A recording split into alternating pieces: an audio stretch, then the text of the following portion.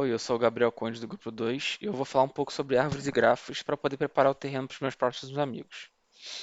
Eu vou falar principalmente o que é um grafo, por alto, que a gente já viu isso em outras matérias, né? Tipos de grafo, o que é uma árvore, tipos de árvore. Não vou falar tudo por completo, não vou dar tipos de árvores muito específicos, não vou falar de árvore rubro-negra, por exemplo, ou de árvore hiperbólica. Vou, na verdade, falar só sobre dois tipos de árvore que são basicamente a mesma coisa. E em tipos de grafo eu vou falar bem de leve também, vocês vão ver. O que é um grafo? Eu defini aqui um grafo como uma estrutura de estados, composta por vértices e arestas. E por que eu falei que um grafo é mais ou menos uma estrutura de estados? Porque muitos dos usos que a gente tem para grafos em computação é como uma estrutura de estados. Então você pode contar cada vértice como um estado. Então cada bolinha dessa aqui é chamada de vértice. E cada aresta, segmento de reta ou arco é chamado de aresta, né? E elas ligam cada um dos nós um e outro. Então cada aresta liga um vértice um ao outro. Então, por exemplo, por que eu chamei de estrutura de estados? Porque pode ser que essa primeiro vértice, primeiro nó, seja um estado, e esse segundo nó seja um segundo estado, e o terceiro nó aqui embaixo seja um terceiro estado, e eles estão interligados com arestas. Significa que você pode andar livremente entre um e outro. Você pode pensar nisso como um caminho, por exemplo, sabe? Rio, São Paulo, Belo Horizonte. Elas não são, na vida real, ligadas realmente uma com a outra, né? Tem várias outras cidades dentro do meio, mas é como se fosse um caminho de Rio a São Paulo, de São Paulo a Belo Horizonte, de Belo Horizonte ao Rio de volta. E, enfim, em qualquer ordem, né? Tá, tipos de grafo. Tem grafos simples, grafos orientados, ponderados, conexos, desconexos. E eu vou falar um pouco de ciclicidade também. Como eu falei, não vou falar tudo por completo, vou só dar muito por cima, só para dar uma relembrada. E é isso. Grafo simples. O que é um grafo simples? Um grafo simples é isso. Ele não é orientado, ele não é ponderado, ele não é nada. Ele é só um gráfico da forma como ele é. Ele pode ser cíclico, pode não ser, mas principalmente ele é nem orientado, nem ponderado. O que significa isso? Ele não tem orientação, então você pode, por exemplo, se esse vértice de cima, né, esse nó de cima tiver colado, tiver ligado por um vértice, por uma aresta a esse outro nó, você pode ir de um para o outro e de outro para um e voltar e ir. Não, não tem limitações quanto a isso.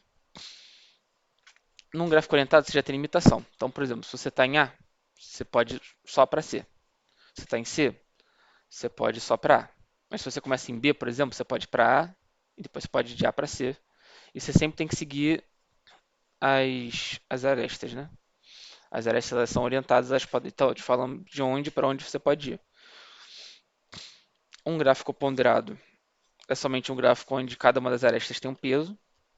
E para que isso serve? Por exemplo, o exemplo de São Paulo, Rio de Janeiro, Belo Horizonte, enfim, interligação de cidades, por exemplo. Você pode pensar cada um dos vértices como uma cidade e as arestas como um caminho entre elas. Então, por exemplo, você quer achar um caminho ótimo entre, digamos, Rio de Janeiro é 0 e São Paulo é 3. Você pode vir por baixo, que é, sei lá, Belo Horizonte, ou você pode ir por cima, que é, não sei, Campos de Goytacazes, por exemplo.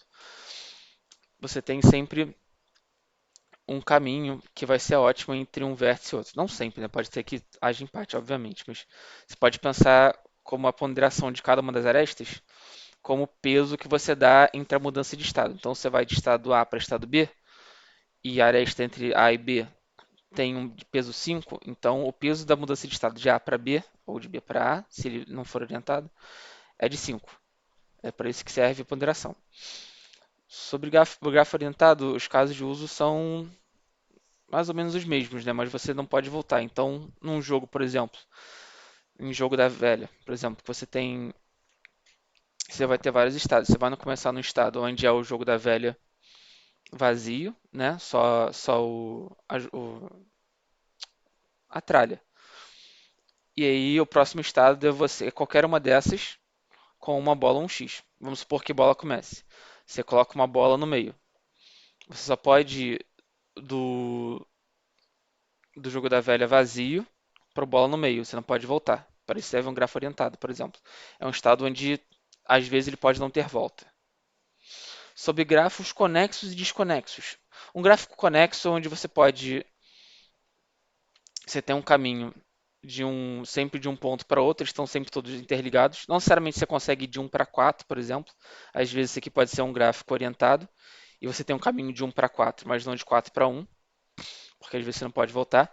Mas de qualquer forma, todos eles estão sempre interligados. Um grafo desconexo é só um grafo onde você tem, de certa forma, dois grafos, né? Eles são do mesmo problema, mas o grafo, a parte de cima não conversa com a parte de baixo. Então não tem ligação de vértice entre nenhum dos nós de baixo e nenhum dos com nenhum dos nós de cima. Ou da esquerda para a direita, ou como tiver desenhado. E ciclicidade de gráficos. É simples, né?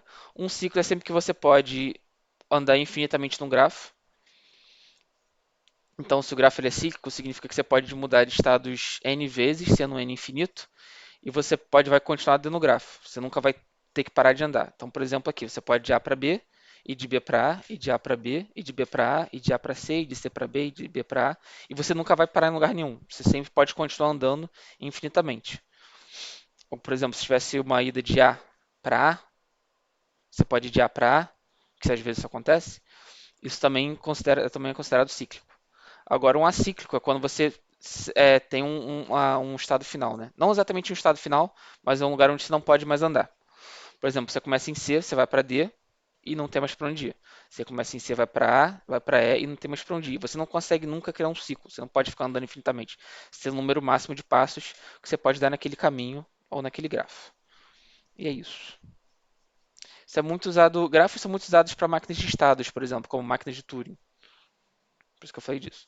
Árvores. Árvores são casos especiais, que na verdade não são especiais de verdade, né?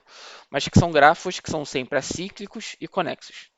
Então você nunca consegue andar infinitamente na árvore.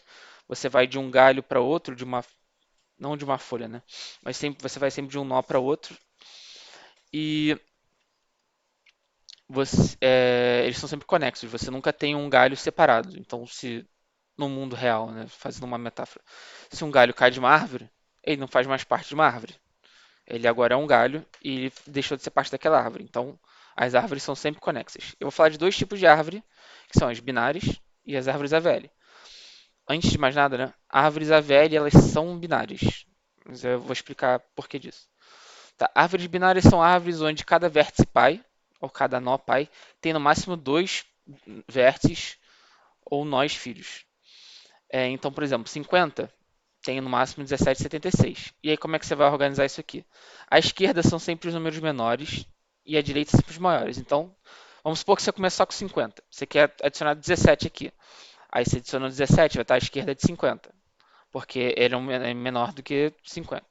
Adiciona 76, vai para a direita porque ele é maior que 50. Adiciona 23. Pô, 23 é menor que 50 e maior que 17. Então fica a esquerda e a direita. E assim sucessivamente. Assim, os nós que ficam no final de uma árvore, como 12, 19 e 67, são chamados de folhas. As árvores AVL são árvores binárias balanceadas. Elas servem porque o número de comparações dela é minimizado para uma operação de busca com chave de probabilidade. Enfim, é uma árvore onde todos os os troncos esquerdos e direitos, ou caminhos esquerdos e direitos, têm altura balanceada. Por exemplo, aqui nessa árvore da esquerda é uma árvore binária que não é balanceada, ela não é AVL. Então vamos lá.